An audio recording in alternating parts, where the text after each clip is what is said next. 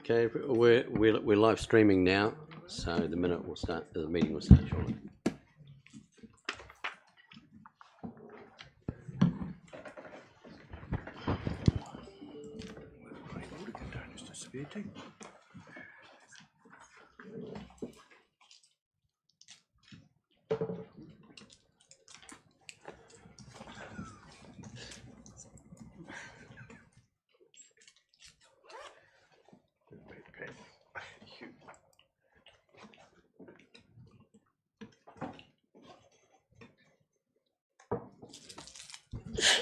Bless you.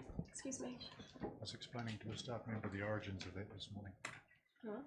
That matches up with everyone playing. Okay, everybody, it's 3 o'clock. Welcome to the 5th September infrastructure meeting. I have one apology for lateness. That is Grant Dermody. Can I have someone move that? Move Darren, seconded Barry. Put that. All those in favour? Aye. There are no other apologies.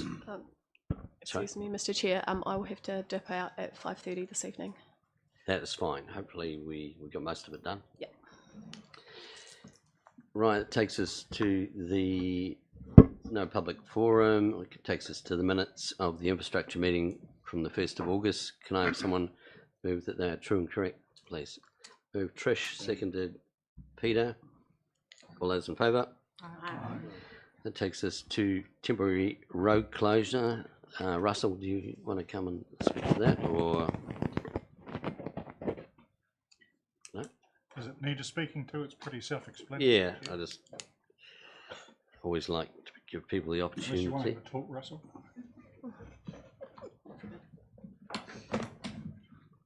Thanks, Mr. Chair. This is slightly different in that the actual period they're seeking is actually a longer period.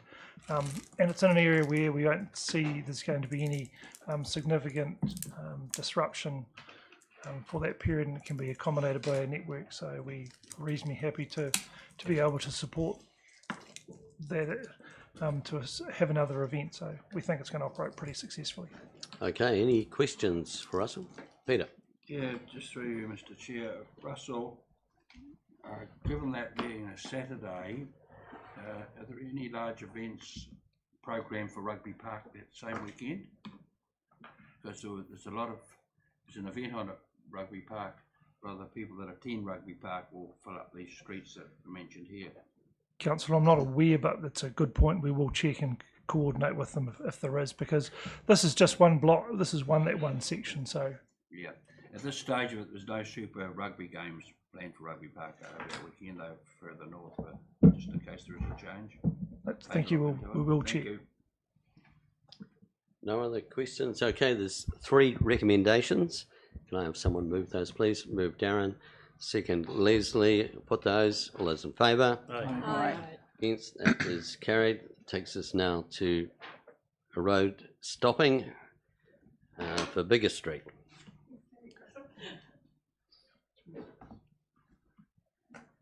Heather.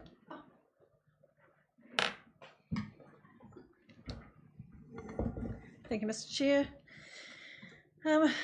Again, the report's pretty self-explanatory. This is a parcel of road with an encroachment on it.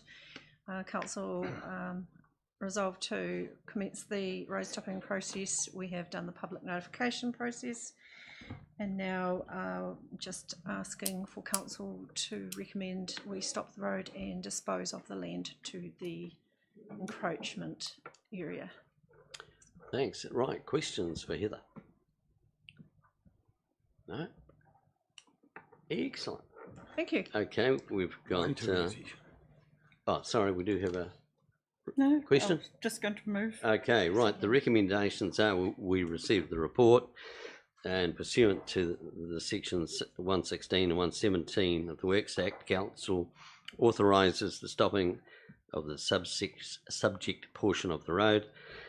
3, Council resolves to sell a stop road to the adjacent property owner, 33 Bigger Street. And 4, the Chief Executive be given delegated authority to agree terms and conclude the disposal of the land by the way of sale following the stopping process. So we have Leslie moved, Evelyn seconded. Put that. All those in favour? Aye. Against? That is carried. Thank you. Now we're keeping on stopping roads, this time at Green Point. So Greenpoint Road, again, council resolved to commence the road stopping process. We have carried out the consultation process.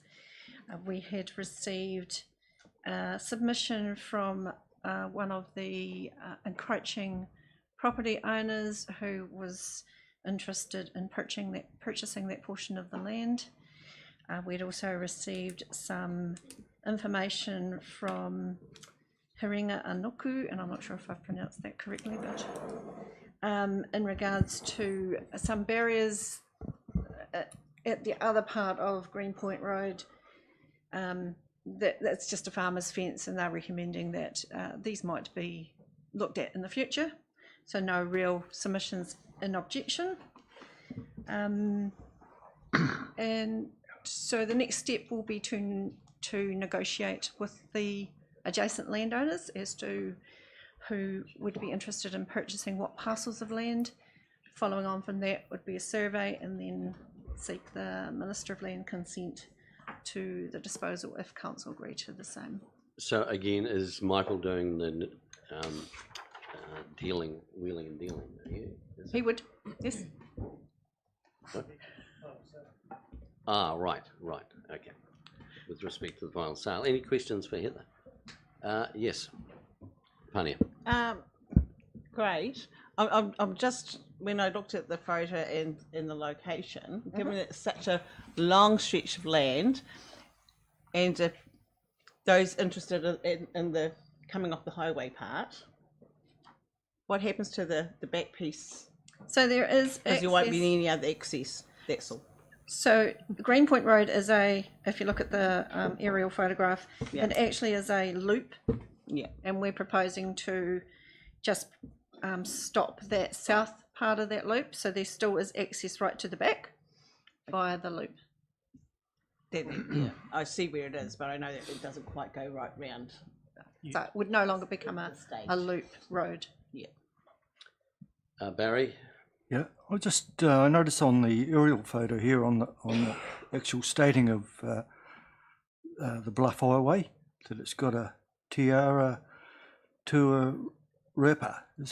Have we changed the name of that highway, or is it just put there just for air sake? Yeah, I know that. Taratodapa. I can't answer that, I'm sorry.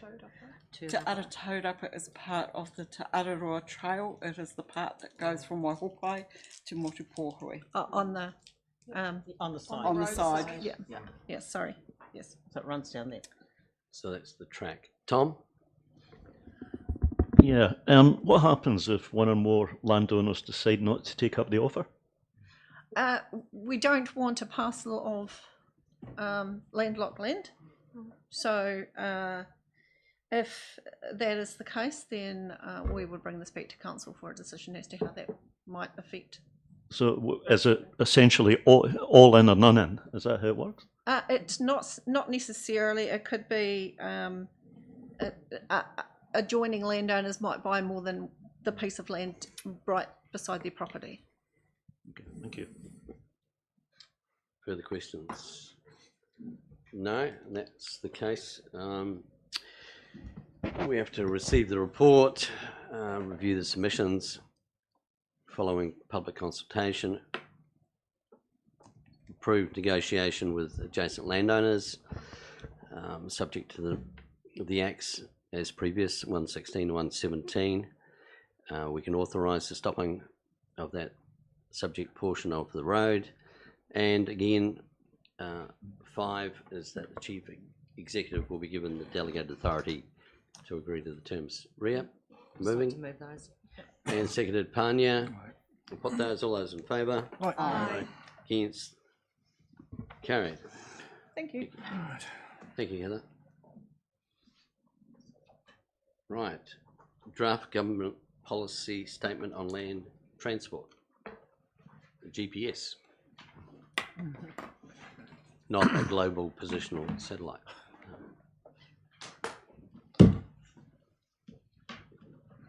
Kia ora.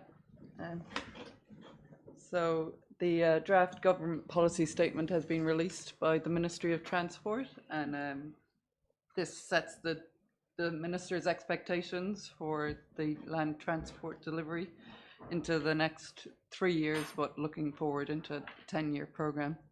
The Minister has set out that his expectations are that the delivery of the GPS be brought for value for money, that investments are efficient and effective, and that we build back better, investing in maintenance and ensuring that renewals are fit for purpose moving into the future.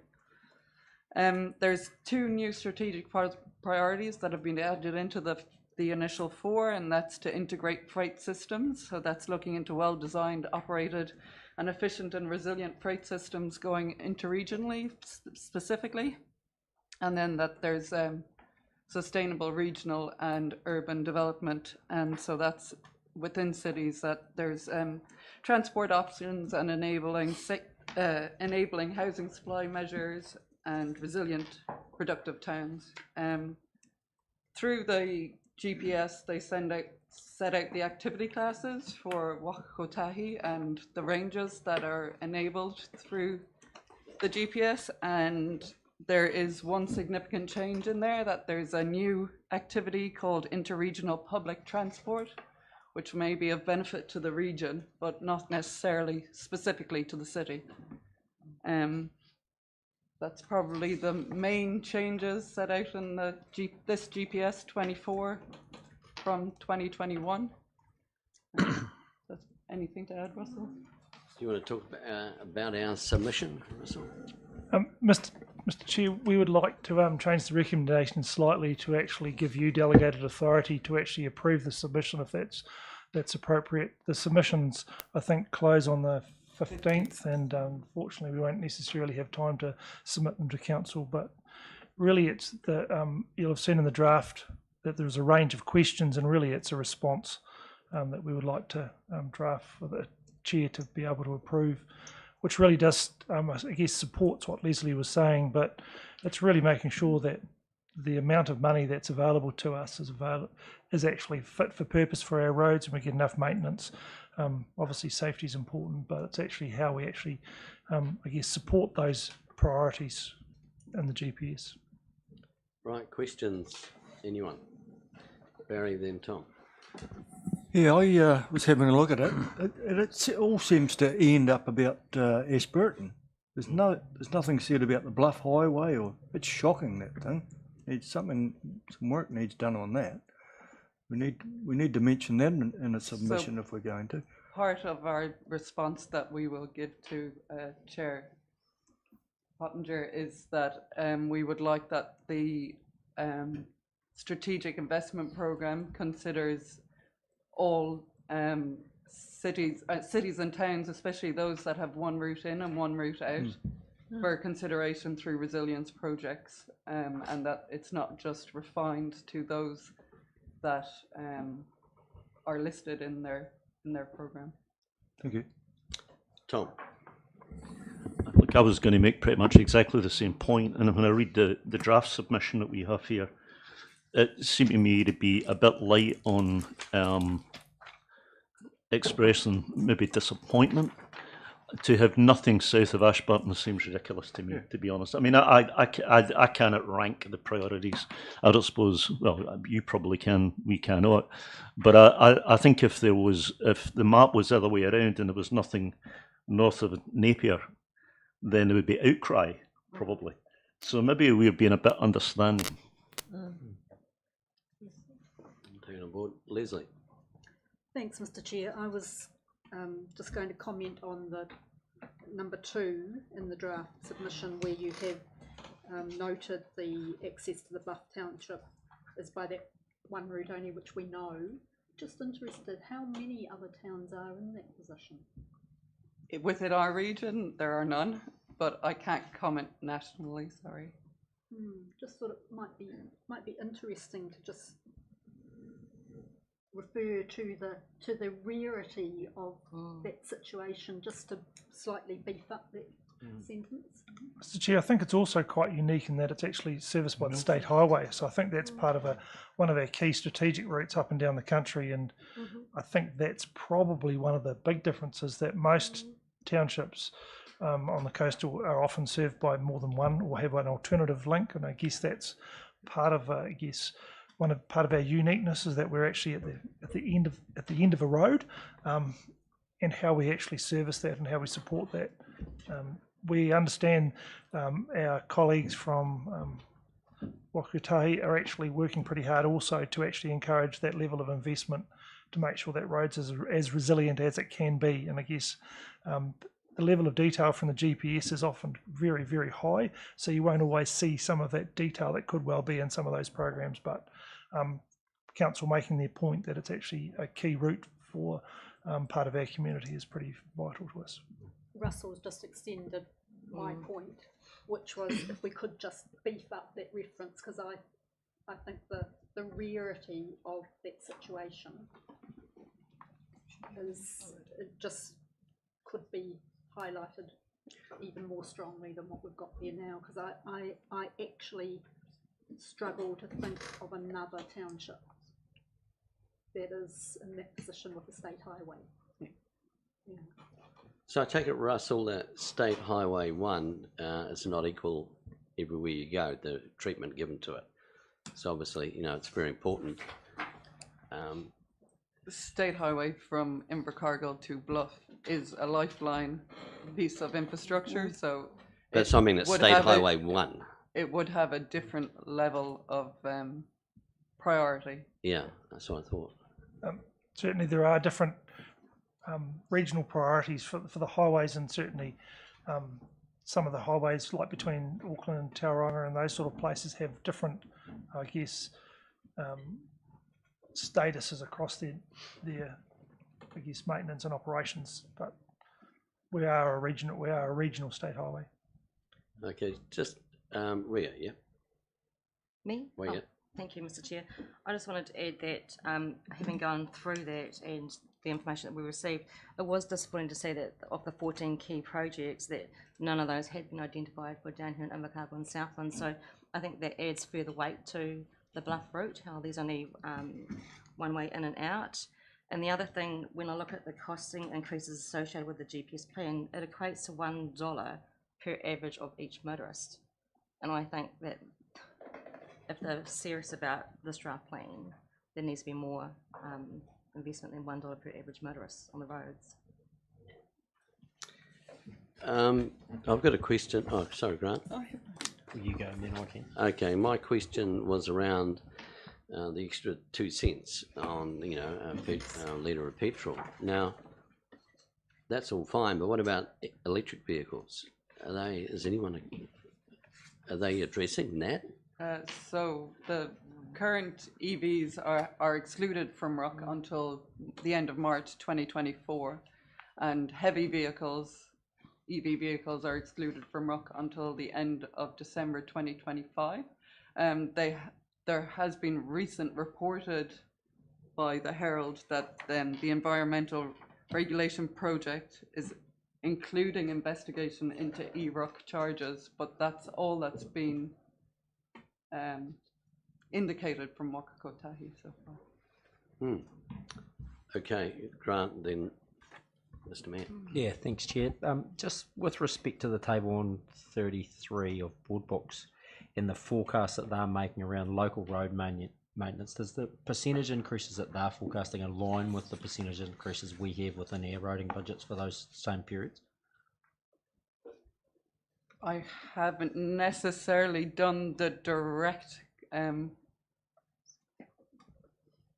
analysis against that. The indications are that the bids for the maintenance are currently quite high, so And those tables are a range of numbers where they would look to see, I guess overall they've got so much money and they're giving ranges for each of those activity classes, and they will then distribute that money where they see bids from the councils. But typically the maintenance and renewals bucket is normally oversubscribed by all councils, and they struggle in that area. So I would think our bid isn't as high as some councils. We've heard councils have had some quite significant requests for money. For maintenance requests. For maintenance and renewal, some councils have got some very high numbers, and I guess you can imagine some of those requests from the east coast of the North Island will be quite significant. So. Yeah, but that's not maintenance, that's capital. When we talk about local road maintenance, that includes our day-to-day maintenance and operation and our renewals, so our resealing programs. Yeah, but the East Coast stuff is a one-off capital event, right? Should be. Anyway, what I'm interested in is that you would think logically that, you know, if we're forecasting a 5% increase in air roading maintenance year on year, which would be driven by cost largely, right? Because we're not building any more roads per se, then that should naturally flow through to what the national budget is. But if there's a misalignment, you know, we're going to under-deliver our roading network, and our roading network forecast should be put together on the basis of what our depreciation rate. Look, it's quite a well forecasted model. Yes. Yeah. So you see the issue? Okay, thank you, Evelyn, and then Nobby. Yes, thank you, Mr. Chair. At the risk of being pinged for repetition, the importance of the lifeline, but also the economic importance of the road from Invercargill to Bluff cannot be understated. And I really, really think, along with some of my colleagues, that this particular thing is a little bit vanilla in terms of how urgent I think this is, because if we're looking even just at climate resilience for the people who live in Bluff, and the importance that in the event of an emergency people can get to hospital, things like that, or the fire service can come to the aid of something that happens in the port, but it's also the industry that depends on going in and out of the port. And I fail to see why it doesn't rank important enough to even be on the list, because this is a road that is regularly covered by seawater, not just occasionally, and we know that this is only going to get worse. How I know that the city can't do anything about it except advocate for it, but we need to say something a little bit stronger than what is in here. I really apologise to you both, because it's not you personally, but this is so important that I don't think that people doing paper exercises in Wellington necessarily recognise that it's a multi-pronged weakness, that the one road that goes in and out of our only port, or our only significant port, can actually be taken out by the sea, just whenever the sea feels like it. And what does that do for the people who live there? It's not just the sea. I mean, we've had just recently the Right, road I think closed twice. Yeah, I think we've got the fact that we will beef the language as well.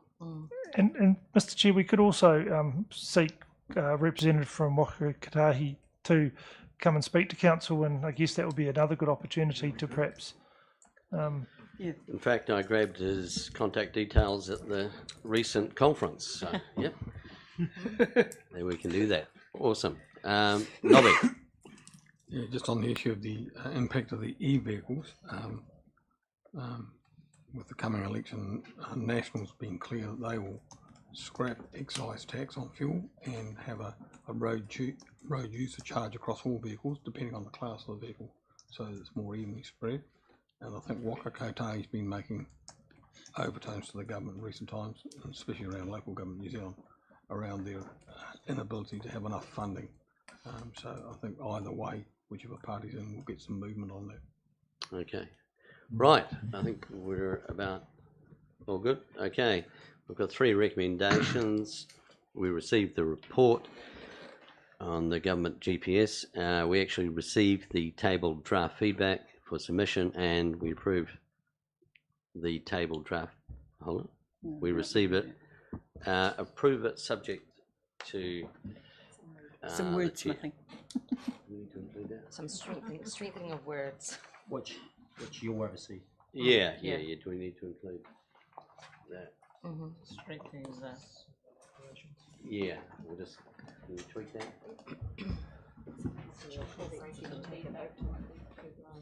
Is it a logical alternative route? Yep.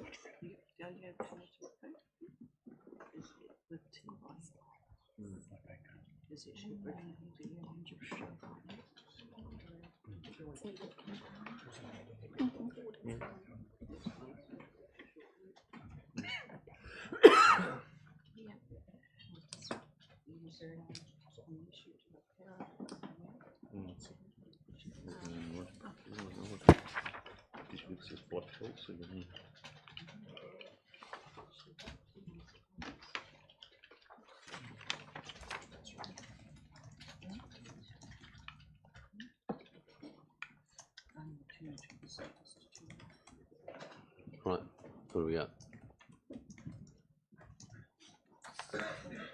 Okay, then we have number 3. So can I have someone move those, please? Moved Ria, seconded Evelyn. Put that, all those in favour? Aye. Against, that is carried. Thank you.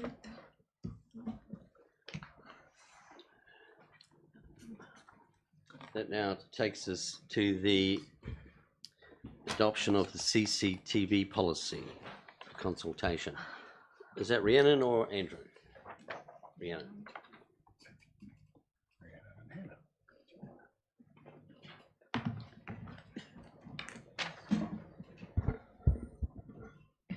Kia ora, councillors. So you have in front of you a copy of the City Block West consultation. I'll just draw your attention to page 10 in that document, which covers how we would propose consulting on the CCTV policy. So before I hand to Hannah, who's just going to talk you through the main points of the CCTV, I'll just set a little bit of context. So obviously the council has chosen to invest in enhanced security within the city centre. We've been working for a number of months now on this policy in order to enable that project to proceed on schedule. And so we're bringing this to you now. Andrew is going to speak briefly to the aspects relating to the Privacy Act and the aspects relating to making sure we are meeting our privacy obligations under a more complex arrangement in terms of shared data, which may be likely to eventuate under the new project. But it's important, obviously, just to stress that this policy will cover both our existing cameras and the proposed new cameras. Thank you, Rhiannon. Good afternoon, councillors. So I just want to reiterate what Rhiannon has said and really make you all aware that this policy is intended to cover our existing cameras, of which we have around 200 in the city already, as well as the expanded CCTV network. The work that we did in order to develop this policy identified a need for a standalone comprehensive CCTV policy to cover those existing cameras as well as our new ones. This is particularly to cover our privacy obligations. We have managed so far with the privacy policy as it stands, which has several points relating to CCTV, but the level of detail in the draft CCTV policy we suggest will make it much easier to demonstrate our ongoing compliance with our privacy obligations. In addition, the policy was developed with the new CCTV project in mind. At this stage, we are very hopeful that the new cameras will offer significant benefits in terms of enhanced features and functionality compared to the system that we have in place at the moment, which is good news for security, but in turn makes it all the more necessary to have robust procedures in place around our privacy obligations. This policy, it is intended, will help us turn our minds to those issues when the new system is being put in place. In terms of the consultation, at this stage, we don't anticipate that there will be any major technical changes to the policy as we move into the next stage of the project.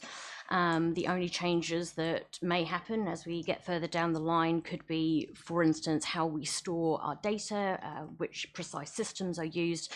But the more significant provisions and the ones that are really gone over in this policy, things like who has access to the data, and in what circumstances people can access data, those things will remain the same. So we don't anticipate at this stage any need for further consultation beyond what we're currently proposing as part of the City Block West consultation. Andrew. I'm happy to answer my point, but I figure I might just wait and see if there's any questions, because that might... Okay, right, so we're going to open up to questions both on the policy for the CCTV and also anything to do with privacy as well. Right, start with Tom. I'm always a little bit concerned about the privacy in these situations, and it's well dealt with in this paper. But you know, the thing that did catch my eye on page 141 of board books, it talks about CCTV footage will continue to be stored securely by council, as is currently the case. And then I think it's on page 147, it says, 147, it says it will be stored securely for no longer than is necessary to achieve its purpose, which implies it can be forever. And, you know, that seemed to me to be a little bit unusual. I would have thought that there would have been a time limit on storage. Apart from anything else, it requires a lot of files if you're going to store all that information forever. Right, so I mean, I don't know what would be reasonable, 3 years, 5 years or something, but I just don't think it should be quite as open-ended as it is expressed in the policy. Thanks, and that, I mean, it's a valid question, and it's part of the issue that we're grappling with, and I suppose that's the key point to remember, that this is really at the moment, particularly addressing our current circumstance, where we have a few cameras, but we don't create a lot of data, we don't keep it for very long. Obviously, as we add more cameras, add more detail in those cameras, the storage and all those issues will need to be addressed as part of that, and then we'll have to make some hard decisions around what is the appropriate time to keep them, how much money do we want to invest in storage, and all those things will come back through. At the moment, there's a bit of flexibility because it's aimed to provide guidance for those two scenarios, but the actual process and what we actually do when we get those decisions made will be much more precise, and we'll have that guidance in there, but we'll come back once we know what that looks like, to be honest. Right, just does that answer, or yeah. Sorry. From a technical point of view, I imagine the system would rewrite itself. It has a fixed amount of terabyte. And once it, depending on how much terabyte you want, would give you so many months back, and then it rewrites itself. If you want to store information, you would need to actually identify what you want, and then you would put that particular file, but it wouldn't be, you're not storing, you know, limitless amounts of nothing forever. No. It would rewrite. So, do you want to speak, Mark? So, could I ask a supplementary question, Chair? I mean, it means therefore that a decision on how long we store stuff would be fundamentally a technical decision, a technology decision, rather than something which I'm talking about, which is more linked to a privacy policy. Yeah. And you know, I don't know other people's views, but it just seems to me that you know, that we should have a limited time, and it might be that from a technology point of view. I think Michael would like to answer. Through yourself, Chair, look, in relation to the Privacy Act, there is certain times when you will be obligated to hold certain information for an indefinite time frame. That could be in relation to whether there's some act that is being filmed through those particular cameras that require us, so we might be imposed to actually keep those images for a time frame that we are not able to define in relation to that, which leaves us the ability through this policy to comply with those obligations, and that could be through the Crimes Act, for example. And you also got to remember that some of these things, not so much purely for this, but for instance, these live streams are also subject to our retention requirements under the document storage as a local government entity as well. So there's a whole range of requirements about how long we keep documents for and what sort of documents are and when we can get rid of them that we'll have to make sure we comply with. So that's why it's got some flexibility to try and take into account all those issues. But one of the drivers will be a pure technical one. How much can we afford to store?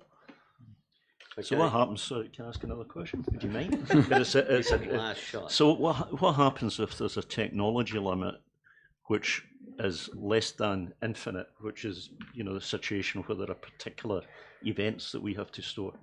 The determination of that is a combination of the quality of the image, so whatever we choose, how many megapixels we choose for cameras, and then we also look at obviously the quantity of cameras, and then you look at how many terabyte you need to achieve 1 month, 2 months, 4 months, 6 months. We would, the people putting the system in would come to us and ask, how much do you roughly want as a safety net, realizing that in between, if you realize something in Queen's Park is or in East Street's damaged, you can go straight in and grab that and store it on a USB device or something. But as far as just randomly going back, that decision would have to be made by this council.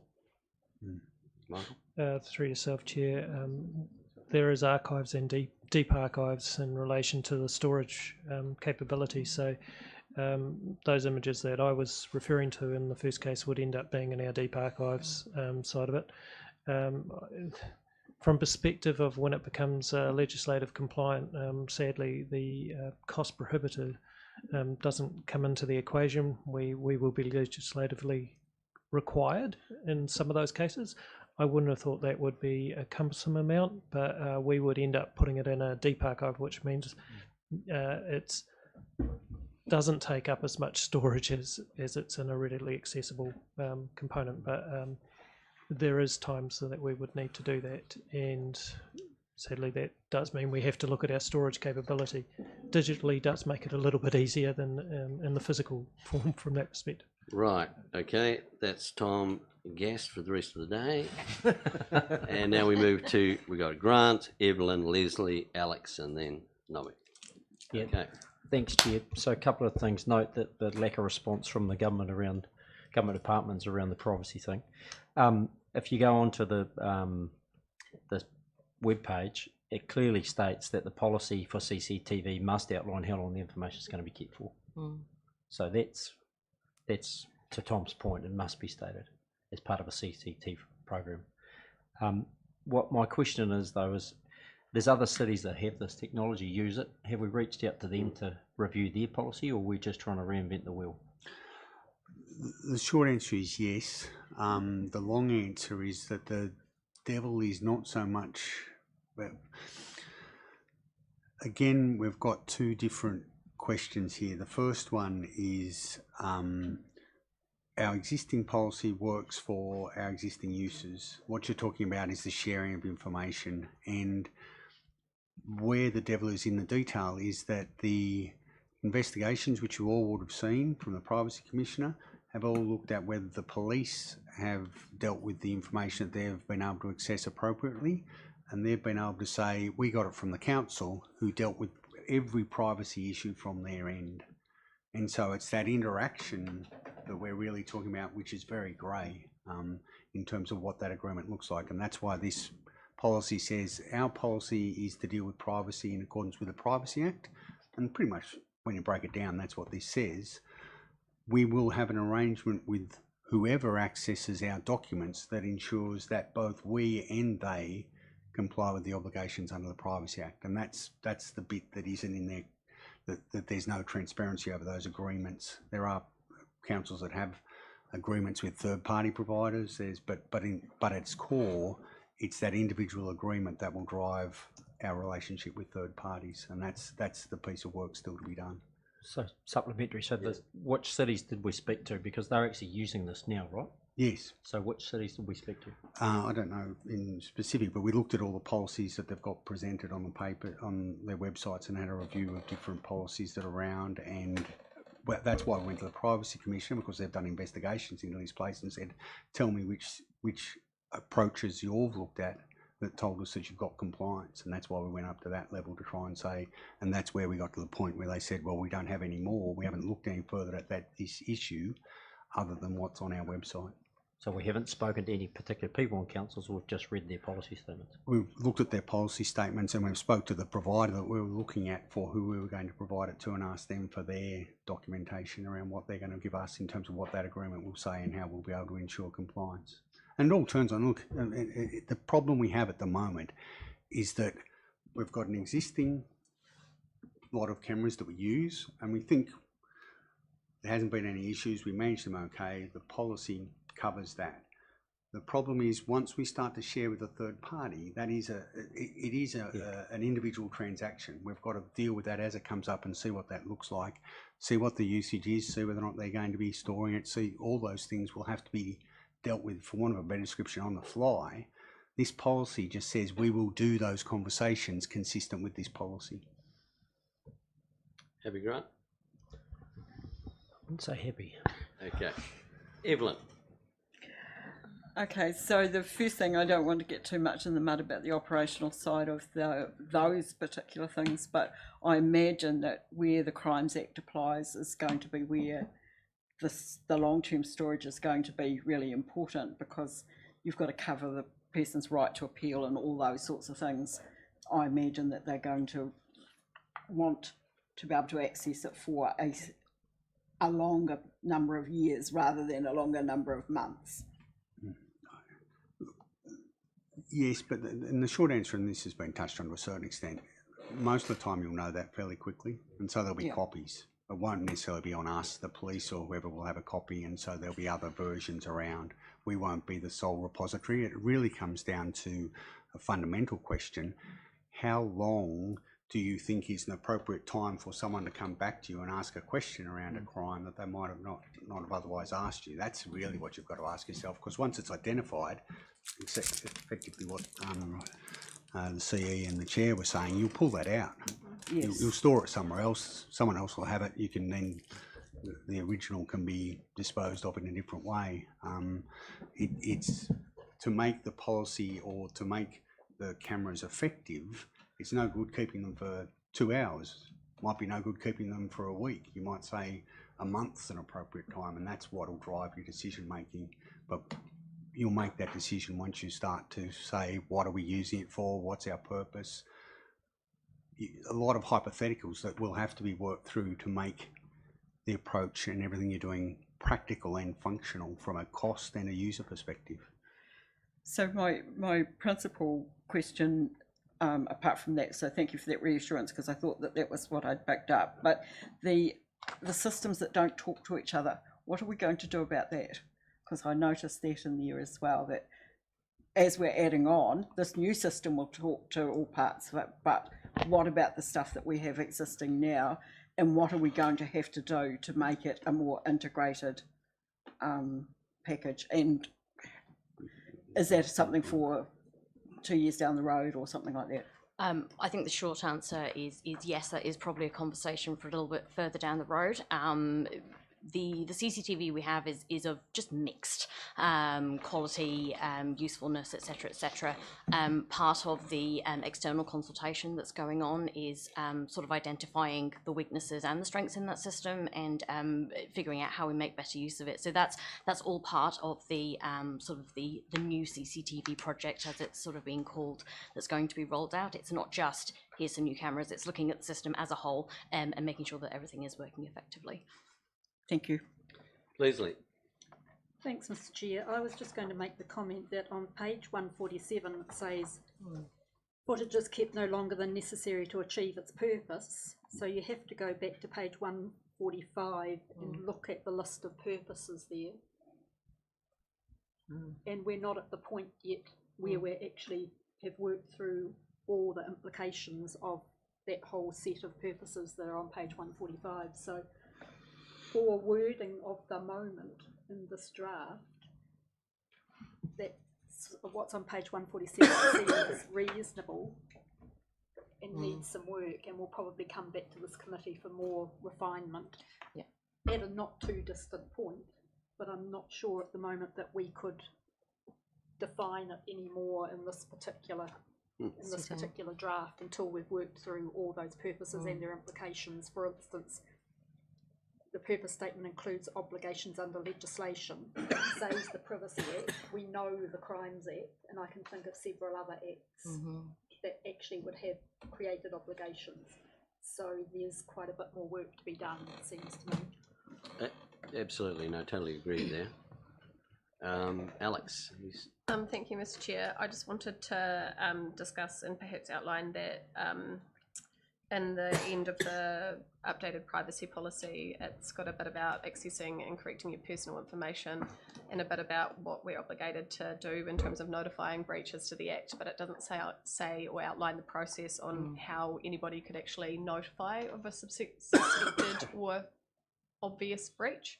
So if anybody is a member of the public and they think that their data is being used for a particular purpose, or they've witnessed somebody's data being used for a particular purpose or being accessed in any manner, can we just clearly outline what that process is for the reporting?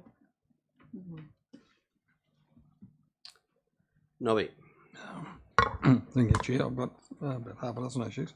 On one of the early stages at page 6 of the report, it talks about public consultation between 8 September and 10 November. But what we don't have in any of these reports is any indication of the time frame when we start installing them. I see you smirking. And when some of these staged effects will actually be completed. And I get a lot of inquiries from the CBD in particular saying, hey, we've got the Christmas holidays coming. They are higher risk areas when kids are out of school. And there's unsavoury behaviour going on. When will you have your cameras in place? I can't answer that. So that would be helpful if we could have that going forward. It's interesting that we talk about storage, but it seems as though we're a little bit light on how we share particular information, so when it's requested. So as an example, how easily would the police get access to an information if there was an incident in town? Or do they have to put in a request form and wait for somebody in council to come galloping in and open up the system and then share the information? So that's the first issue. The other issue is it talks at length about on one of the sections about how we have certain requirements to not use it for anything that's not in our focus, I guess, as council. That was on page 7 of 8, and it says that the purpose of council is what we should be collecting for, and that leaves us a little bit shackled. But that we as a council don't have an obligation for resolving crime. But of course the other way around that is to just enter in community safety and the well-being of the community. If you put them in as one of your guidelines, then you've got any amount of authorisation to start watching what's going on in your community. So it'd be helpful to know how quickly the police can get access to that. And it's always been my obligation that when we've done this sort of stuff in the government sector, it's better to err on the side of retaining something that you're not sure about, because you can always be directed to delete it. But if you do it the other way around and you get rid of it, then you've got no ability to recover. And the other issue that Michael was returning about is we can take information off the system and store it separately, but what guidelines do we have when we share that information with a third party? What guidelines do they have to hold on to the information which is still ours? So a good example is police come along and there's been a stabbing in Invercargill, and we had one of those not too long ago, and somebody dies. They see that the video of that, or the data that comes off the system, well, the statutory limits for murder are open-ended, so you can lay a murder charge 50 years later if you want to. So does that mean they retain the information while they go through that period? And so some of those things are different to the standards that we might have in place. So while this is a really good document, I still think there are gaps that we should work our way through, because we will have criticism that Big Brother is watching everybody. That's what will come to us when we install a whole lot of these cameras. And I think most people in the community will like to have them because it makes them feel safe, but there are still those that have the conspiracy theory that we're an arm of some organisation that's trying to watch every bit. And so the document talks about us and potentially the police, but there are other vested parties. So for argument's sake, Emergency Management Southland might want to tap into our camera system at very short notice to see where floods are going or not going. Would it extend as far as alcohol licensing facilities that we authorise. If we had evidence of people staggering out absolutely legless, would that be data that we could use from our cameras to question their suitability to be a licence holder? I mean, this gets quite wide as you expand it out. So just a whole lot of questions there for me. I'm not looking for answers today, just. Thank you, Nobby. Ria, then Grant. Thank you, Mr. Chair. So I just wanted to reiterate what Leslie has brought up earlier about the stage of where this document is at, and also the Mayor's quite right that there does need to be some gap fillers here. My concern is that cuts across, this policy will cut across between 4, 5, 6, even 7 different sets of legislation. So for me, it's really important that this policy fits within those guidelines and absolutely meets it, so that there are no unintended consequences on any of the organisations, any of the people accessing that data, or actually members of our public. One of the questions that I was interested in too was, obviously the police are going to have access to some material, and however they submit that request is, I guess, in the writing that's set for them.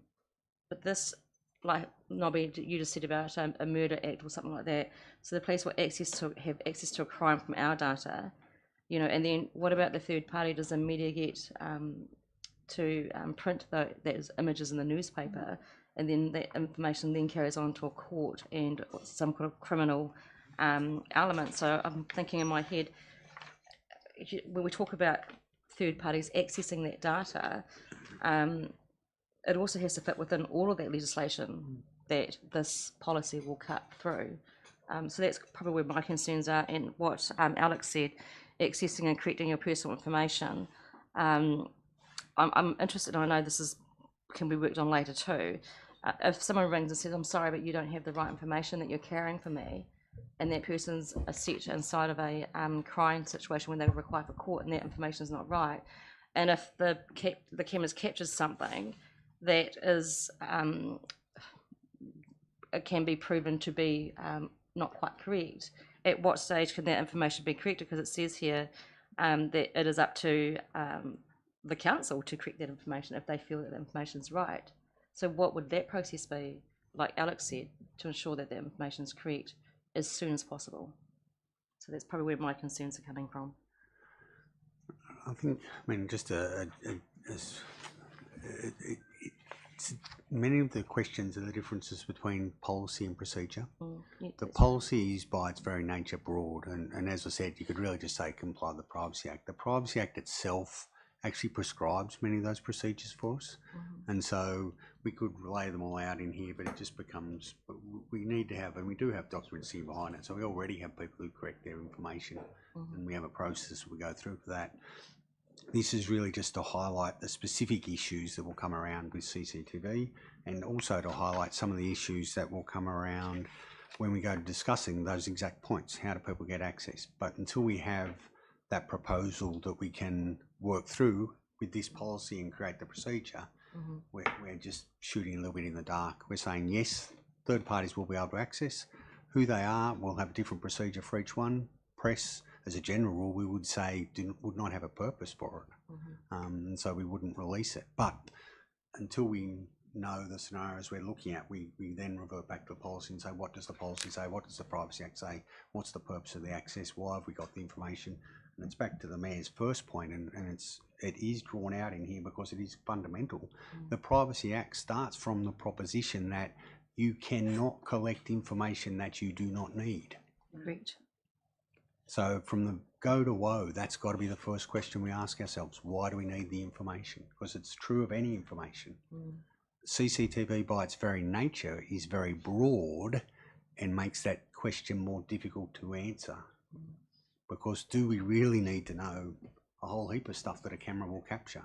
And it becomes even more complicated if you start looking at the quality of the camera, the detail you can pick up, whether or not you go to any sort of audio. Not that I'm suggesting we're doing that, but all those layers of complexity we will have to work through once we know what the proposal finally looks like. Different subject. Right, okay. Last one is Grant, and then we'll...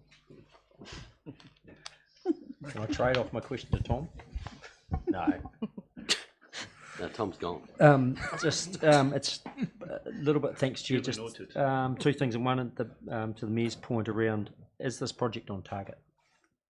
So I'm not sure if that's a question for you as Chair of Infrastructure or it's for Councillor Sloper as the lead on the project, but are we on target? We promised the community we'd deliver this in February 24. Are we on target with this project? Well, look, I got some timelines here, and the first one is the network. Okay, so the cameras sit on a network, and that's critical. So our network, without it, it's a simple question. No, but I'm going to give you the timelines. Okay, so network implementation, 1st of October to 20th of November. That's what our timeline is. Right. Okay, and then after that, or concurrently with that, you've got looking at suppliers, potential suppliers, and we're looking around city centre implementation of the first lot would be December. That's according to the dates that were sort of kicked off for a start. But Erin, do you want to comment on if we're sort of along those lines? Yes, so absolutely the information you've given is 100% correct and part of the response that I was going to give. I think the other piece is that when we put forward those timelines, we always said they were going to be challenging to meet, so we wouldn't give any guarantees, I think, at any point through this project that we are 100% guaranteed to hit that Christmas deadline. But at this stage, there is nothing that has jumped up and told us that we won't meet it. So we are pushing ahead as fast as we can. I've taken on board the feedback that was provided at the council meeting, and we will pull the project into the project management office reporting structure. So that will come through the formal finance and projects committee reporting, and we'll continue to provide any updates if we are aware of delays, etc. on the project. Okay. But just can I comment that the answer, Councillor Dermody, since you mentioned my name, is yes. It is. Right, thank you for your... Okay, so we have I have asked I've got a second question. The subcommittee to come to the October infrastructure meeting to do the update. Right. And that's Sorry, I confirmed that we would bring that to the October Finance and Projects Committee. Okay. meeting. Jumping ship. Yeah, well, that's your committee grant. There we go. We'll be on track. No more questions. No, one more. Just with respect to page 3 of 8, and again, this is probably more for the project as opposed to yourselves, but if I'm reading that correctly, we've identified some areas around the broader CBD where initial locations for the cameras. That's on page 3 of 8. Who's decided that? Look, I wouldn't jump in. I'm speaking off the cuff here, but I wouldn't jump in and assume those locations are correct. It's all dependent on the network, and I don't think, Erin, is that true?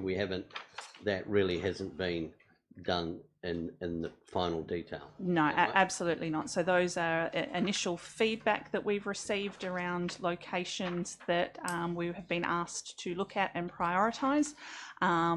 As Councillor Pottinger says, that will be network dependent, but it'll also be budget dependent in terms of how many cameras we can afford within the budget and where we get best impact from having those located. Yeah, so that's from the stakeholder group you've received That's that right. feedback. Yeah, so the key thing to realise with the camera, even though it may have a position marked on a map, depending on what its lens is, so, and everything like that, it's the image is really what we're after. That's right. And so the committee, it'd be nice to know what we're going to be looking at.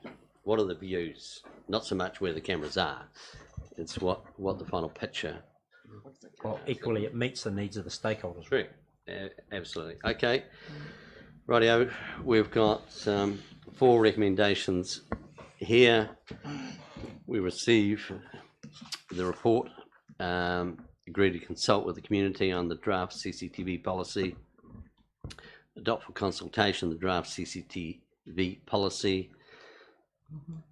And note the draft updated privacy policy. Can I have someone move that, please? Moved Rhea, seconded Peter. I'll put that all as in favour. Aye.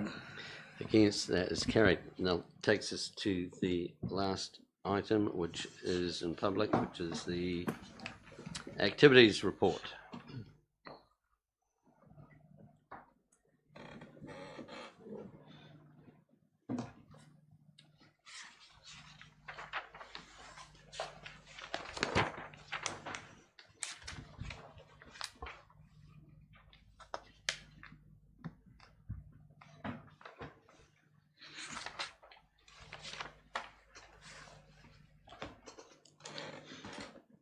Okay, do you want to speak to that, Erin, or? Absolutely. So I'll take the majority of the report as read. The key piece I'd just like to highlight attention to is that you may have noticed that at the end of the report this time, we've included an update around the Three Waters Pipe Renewals Program. There's obviously been some commentary around elected members interested in some of the other programs of work apart from the strategic projects that are currently underway. So we've included this one, I guess, as an example of another program of work that is likely to be a more high profile one in terms of its impact on the roading network around the city. You'll see there that it provides, and I do apologise, we'll have a little bit of a look as to why the clarity hasn't come out as great as we would like on board books.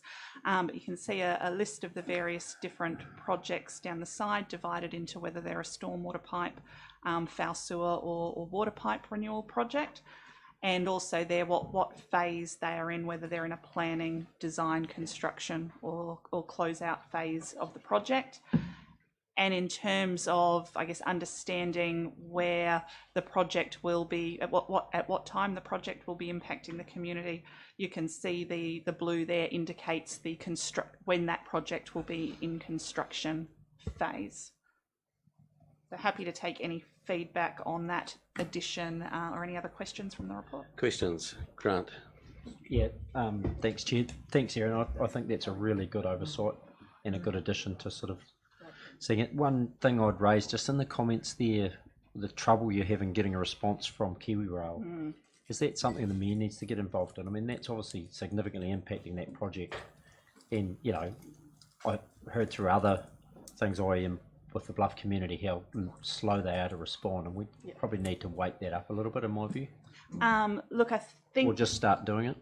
We've somewhat done that through this process in terms of the team were struggling to get that engagement that was required. We went and did some research around getting some names a little bit higher up the chain that we went and poked.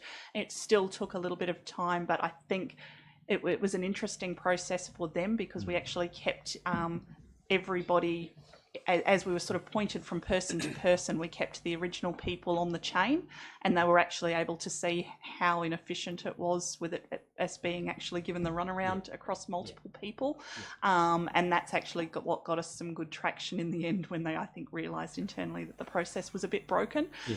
So at this stage, we're hoping that that's been a little bit of a wake-up call, but if we continue to find that we're not getting better traction, absolutely we can escalate that. And I think it's just a reflection of the beauty of the report. We can see as council what problems you're having, so that's good. Second question, if I may, just with regards to the new roading contract transition, you're working with the stakeholders to work together and understand the delivery expectations.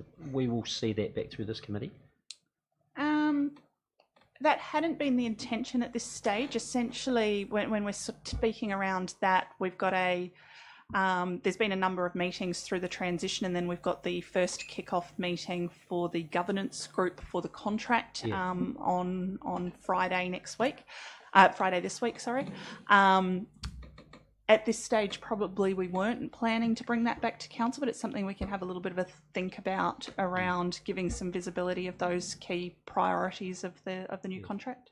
Yeah, well, two things. One, it's a significant contract, but equally in the community it has a significant impact around service delivery. So my sense is we should have some level of oversight of that, you know, just for keeping in touch with it as opposed to anything else, but happy to hear other voices. Alan? Yeah, I've just noticed on page 5 of 7 that you mentioned all the things that have been done in July in the snapshot thing. I'm just wondering, I've got a question about road verges, the sides of rubbish on the road verges. Is there any program for cleaning those up? Because as you drive around, certainly in Ototara and the sort of semi-rural areas, I guess, it does seem to be a problem, and road sweeping isn't something that's going to fix it. So just wondering, is there any plan, is there any person that does that job? I've seen community members doing it, in fact.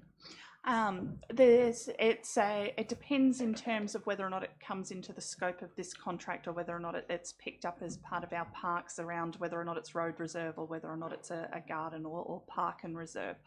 but I guess it's absolutely not lost on us that there's an issue there and we're not doing well enough. It's one of the things, the key priorities that I've actually fed into this new contract is around actually wanting us to look like a city that has pride in its appearance and that we're not really at the mark that we want to be at the moment. And that does go down to both that rubbish in the gardens as well as sort of glass in the curb and channel, things like that. So absolutely it'll be a focus of this contract going forward. And I know it's also been a focus area for the parks team as well. Yeah, I'm talking about like Karen's Road, you know, Otara Road, Bluff Road, in fact.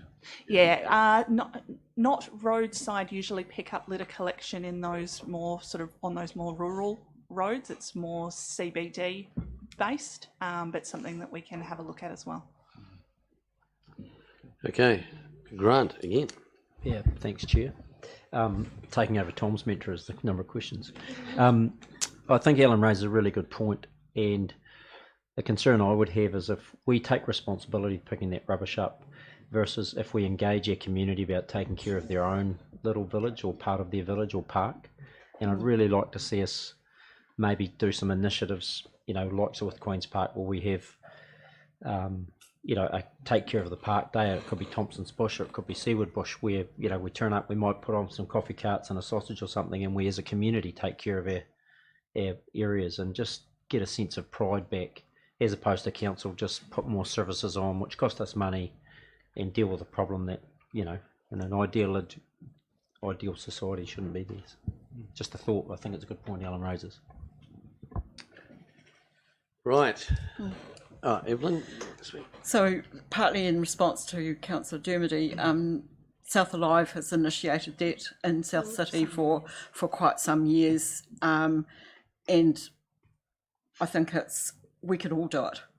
Yeah, that's right. You know, instead of it's somebody's job, it's actually our job. But communities could be engaged more than they are. It's not for me to say how a particular community should respond, but if you see the need, then perhaps you need to be talking to neighbours or whatever and say, can we just do this one day every 3 months or something like that. However, the thing I wanted to raise was, it's just a note in here, recommendation number 3, notes the potential increase in housing care applications due to changes with Presbyterian Support Services rental units. It's just there. There is nothing to follow that up. Now, I know that it's an issue. Not lost on me that report has been out there in the community. But in terms of the people who are going to be displaced, some of whom might be prospective candidates for our housing, because they're already in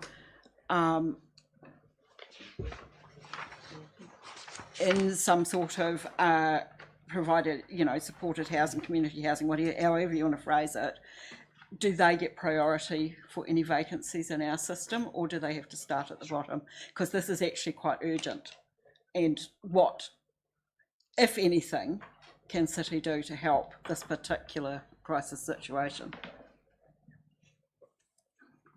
I think that might be a separate discussion. We are noting the potential increase, so that would, which committee would that come to? Housing. So that would come to Infrastructure Committee as part of elderly housing. In terms of the note refers to a comment in the housing report around the fact that we haven't seen as yet an uptick in applications, despite being aware of that change at Peacehaven, but it's something that we're keeping a watching brief on.